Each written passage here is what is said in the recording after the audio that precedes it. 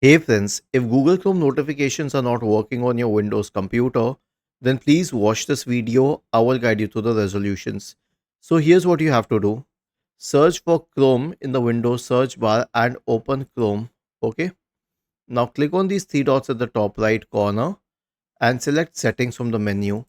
Search for notifications. Go to site settings.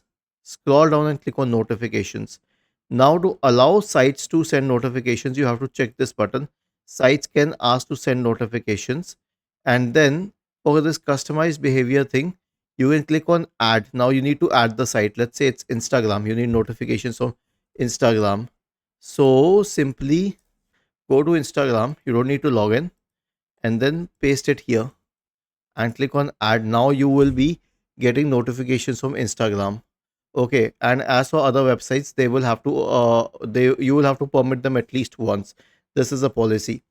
Now the next one is to check the internet connection because these notifications come from the internet. If the internet is not working, then you will not get notifications. So go to fast.com and hit enter and check the internet speed. Is it good enough? The next solution is to turn off focus assist. It is usually turned off, but still. So go to focus, search for focus in the Windows search bar and click on focus settings. Make sure that these are all turned off. There should be no focus assist session. And again, open the website on Google Chrome. Like just try open Instagram on Google Chrome once, even if you're not logged in. The next solution is to reset Chrome. Click on these three dots at the top right corner. Select settings from the menu.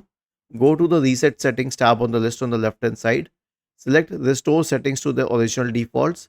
Select reset settings. The last solution will be to update Chrome to the latest version.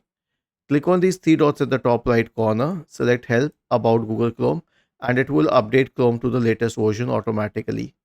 Was this helpful? If yes, then please subscribe to the channel. If not, then let us know in the comment section of the video on how we could help you further. Thank you for watching this video and have a nice day.